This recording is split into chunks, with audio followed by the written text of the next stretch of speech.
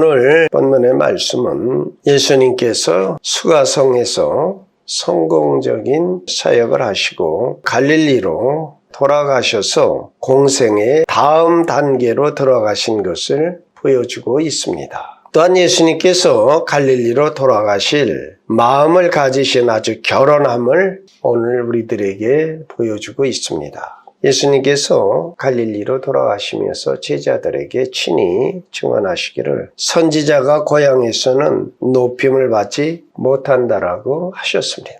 예수님께서는 갈릴리 사역에 큰 기대를 하시지 않은 것 같은데 갈릴리에 이르니 갈릴리인들이 그를 영접하니 이는 자기들도 명절에 갔다가 예수께서 명절 중에 예루살렘에서 하신 모든 일을 보았음이었더라.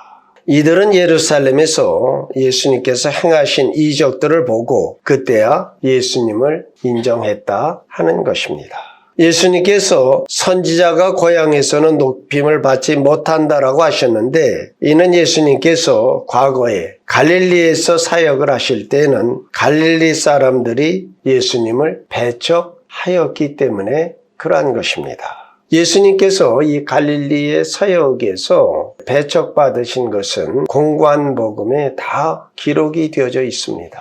마태복음 13장 57절 58절의 말씀을 보면 예수를 배척한지라 예수께서 그들에게 말씀하시되 선지자가 자기 고향과 자기 집 위에서는 존경을 받지 않음이 없느니라 하시고 그들이 믿지 아니함을 말미암아 거기서 많은 능력을 행하지 아니하시니라.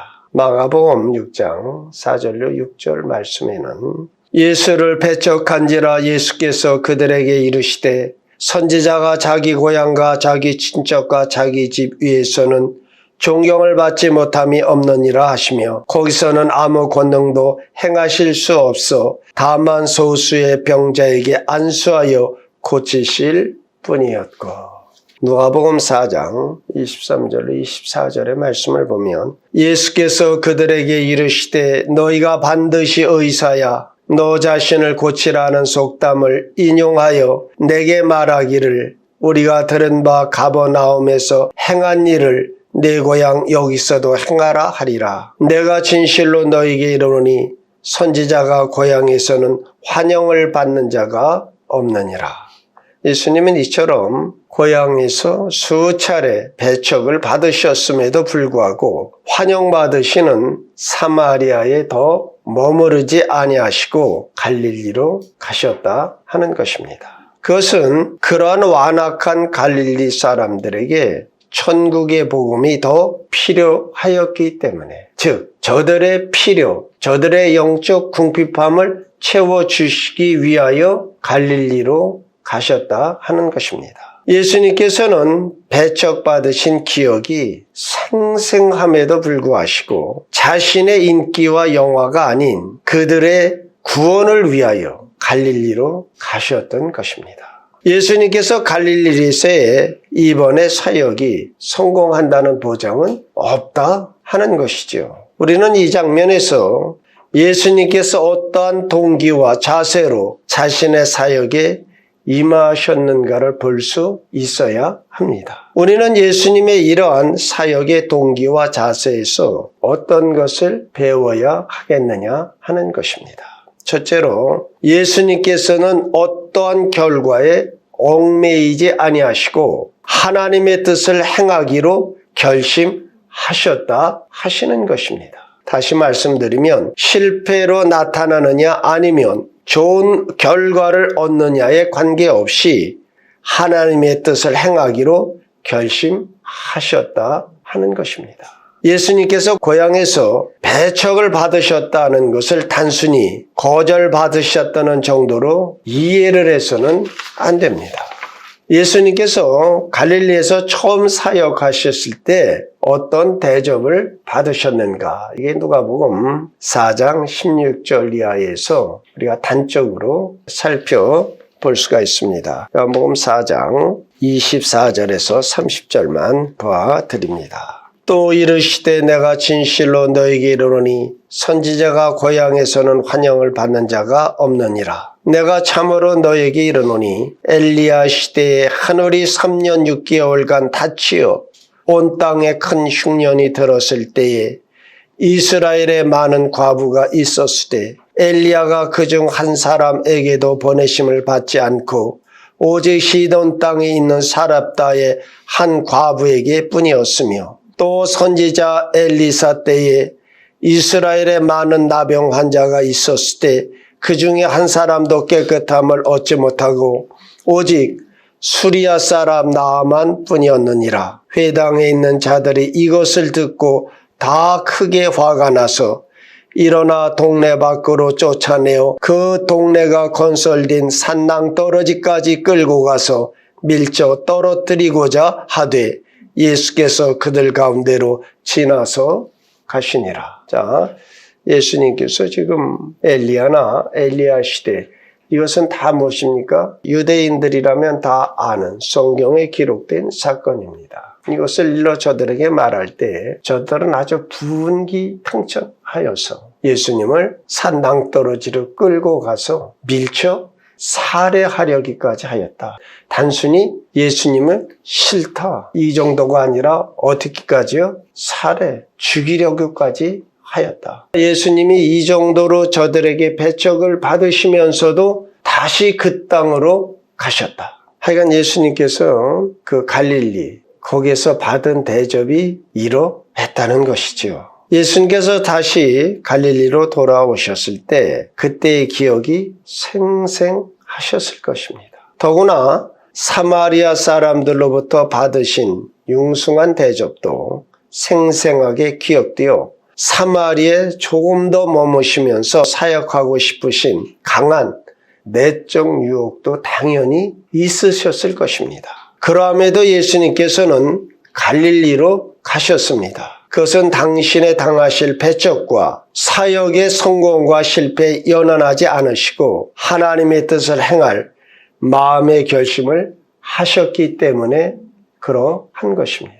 예수님은 언제나 자신의 뜻, 자신의 의지보다 하나님의 뜻을 결연히 행하고자 하는 하나님의 뜻에 순복하고 순종하는 것이 제1우선 순위였다 하는 것입니다. 우리는 주님의 이 모본에서 교훈을 받아야 합니다. 우리가 최선을 다하였으나 전도에 좋은 결과를 얻지 못하였을 때라도 지속적으로 그 일을 해나가야 한다는 것입니다. 자, 진리 대신 하나님의 본체 대신 그분이 갈릴리에 오셔서 천국의 복음을 전하였어도 배척받았다. 어느 정도까지요? 살해하려고 할 정도로 갈릴리로부터 배척을 받으셨다. 그럼에도 불구하고 그분은 또 그들에게 그 복음을 전하라 그 땅에 가셨다. 예수 그리스도 진리 자체이신 그분이 가셔서도 배척을 받았는데 오늘 우리가 한두 마디로 예수 믿어라 뭐 한다고 사람이 돌아오겠느냐. 여러분 끝까지 전하시는 사람들 예수님도 배척받았는데 우리가 예수님을 증거하는 일, 즉 전도하는 것은 우리에게 주어진 임무입니다. 그러나 사람들을 회심시키는 것은 우리의 사역이 아니라 하나님께서 하실 것입니다. 씨를 뿌리면 그것을 나게 하고 자라게 하시는 것은 하나님의 역사이십니다. 하나님께서는 회심시키는 일을 하십니다. 그럼에도 우리가 해야 할 일이 있다 하는 것입니다. 전하는 자가 없이 어찌 들으리요? 믿음은 들음에서 나느니라 하신 말씀대로 할 수 있는 대로 많은 사람들에게 우리는 복음에 접촉하도록 전해야 하는 것입니다. 그것이 우리의 일입니다. 예수님께서 갈릴리로 가시려고 결심하신 모습에서 우리가 배워야 할 두 번째 요점은 사람의 필요를 강하게 의식하셨기 때문이었다 하는 것입니다. 예수님께서는 자신의 사역을 묘사하기 위하여 의사에 대한 예화를 사용하신 적이 있습니다. 마가복음 2장 17절에 건강한 자에게는 의사가 쓸데없고 병든 자에게라야 쓸데있느니라. 나는 의인을 부르러 온 것이 아니요 죄인을 부르러 왔노라. 예수님으로 하여금 움직이게 한 것은 복음이 없이 저들은 방황하고 끝내는 멸망받을 수밖에 없는 저들에게 복음이 필요하다. 생명이 필요하다. 그러니까 내 필요가 아니라 저들의 필요 때문에 예수님은 갈릴리로 가셨다는 것입니다. 우리 인생들은 1차원적이죠. 대개가 먹고 사는 것. 영원한 나라에 대해서는 마음들이 없어요. 그러면 아는 사람이 그것을 일깨워 줄 수밖에 없는 것입니다. 근데 오늘의 우리의 사회의 풍토는 권위를 싫어해요. 권한받기를 거절해요. 왜? 인생들이 갈수록 마음이 완악해지기 때문에 그럽니다. 사랑하는 성도들이요, 오늘 예수님을 낭떠러지로 가서 밀어 떨쳐 죽이려까지 했어요. 그것이 인간의 본성입니다. 이러한 것에 우리는 보냄을 받기 때문에 여러분 우리 의지가 새로워져야 되고 성령의 역사심이 있어야 합니다. 기도하십시다. 자, 오늘 예수님은 저들의 필요에 의하여 배척받으신 줄 알면서도 갈릴리로 가셨다. 우리 스스로 자문해 보아야 합니다. 내가 아는 사람들 중에 특별하게 도움을 필요로 하는 사람이 누구인가를, 여러분이 알고 있는 사람 중에 가장 소외당하는 사람, 어떠한 슬픈 일로 외로움을 겪는 사람, 아니면 성격이 내성적이고 말이 없는 사람, 죄책과 재난으로 고통받고 있는 사람이 있다면 우리는 그러한 사람들에게 말씀을 전해야 됩니다. 그러면 그 사람이 복음에 놀랄 정도로 열려진 마음을 보일 것입니다. 왜냐하면 우리 인생들은 누구나가 다 위로받기를 원하기 때문에 그렇습니다. 그러나 평상시에는 그렇지 않다는 거죠. 자, 그러면 왜 그러냐? 자, 위로운 사람, 소외당한 사람. 자, 사람은 사회적 동물이에요. 아무리 자신이 강할 땐 그럴지라도 그래서 내 말 들어주는 사람을 좋아하게 되어 있어요. 그러니까 오늘 우리 크리스찬들만이 내 얘기가 아닌 그들의 말을 들어줄 수 있는 당사자들이 되어지는 것입니다. 여러분, 그들의 음성, 그들의 아픔을 들어주십시오. 그리고 예수를 전하십시오.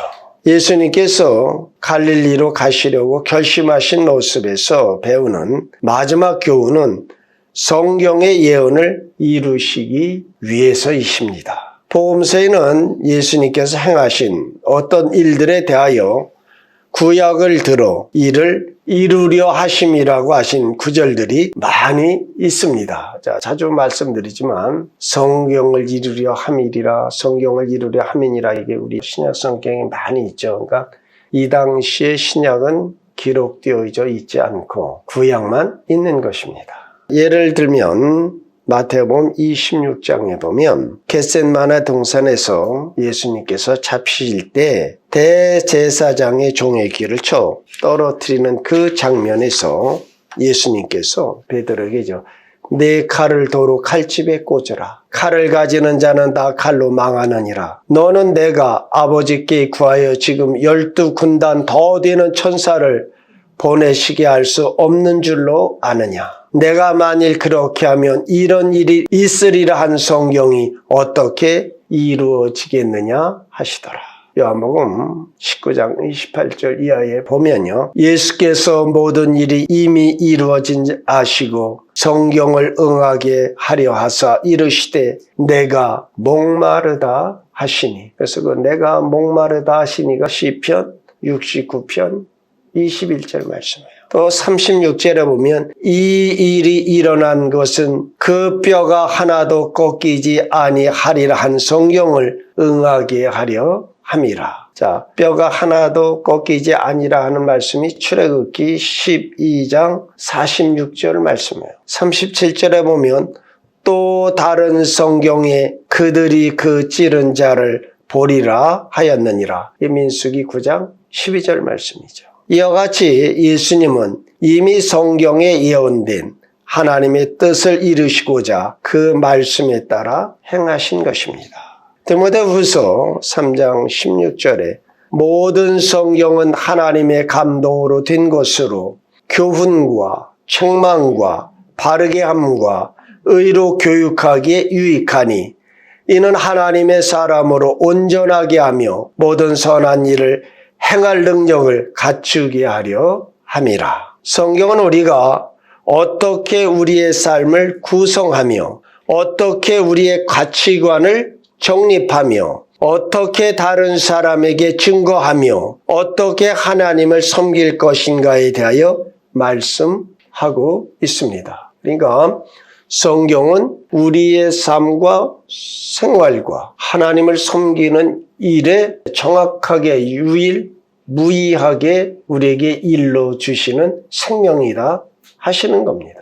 우리가 성경을 읽고 하나님의 방식대로 그 성경을 해석하고 가장 중요한 것이죠. 우리가 성경을 보고 오늘의 많은 이단들이 다 성경을 왜곡하는 데서 나온 것이에요. 때문에 오늘 우리는 하나님의 말씀을 부지런히 읽고 이것이 무엇을 의미하는가 그 뜻을 바르게 해석하고 우리 자신의 상황에 적용하여 나가면 우리도 하나님의 기록된 계시를 기초하여 하나님께 복종할 수 있게 되어지는 것입니다. 성경에 많은 인물들을 등장을 시켜요. 그들은 무엇이냐면 하나의 모본이요 샘플로 등장시킨 인물들이에요. 그래서 여기에서 우리의 삶이 그렇지 아니한가, 그들이 당한 어려움과 그들이 당한 상황과 환경에서 어떻게 저들은 하나님의 음성을 듣고 하나님을 간구하고 그리하여 그것을 피해 나갔는가, 어떻게 하나님을 만났는가, 이것을 일러주는 것이에요. 옛날 이야기 책이 아니라 지금 나에게 주시는 생명이다 하시는 겁니다.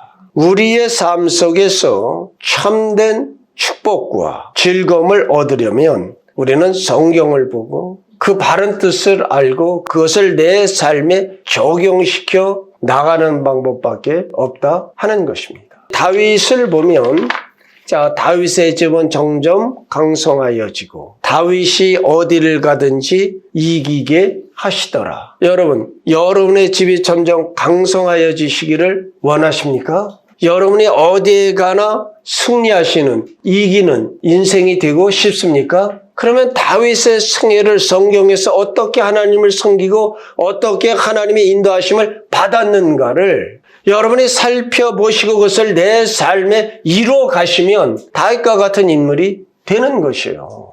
하나님께서는 성경을 통하여 우리에게 말씀하시고 우리가 그 말씀에 복종할 때만 복락을 얻게 하신다 하는 겁니다. 하나님께서는 하나님의 책을 통해서 여러분과 말씀하시는데 그 책이 여러분에게 말씀하도록 해야 한다 하는 것입니다. 하나님께서 성경을 기록하게 하실 때 아무런 목적 없이 기록하게 하신 것이 아니라 분명한 목적을 갖고 기록해 하셨다 하는 겁니다. 하나님께서는 성경을 그냥 방치해 두기를 원치 아니하십니다. 우리가 그것을 읽고 생각하고 그것에 대하여 말하고 연구해야 합니다. 그러므로 하나님께서 친히 성경 속에서 나에게 말씀하고 계심을 확인해야 합니다.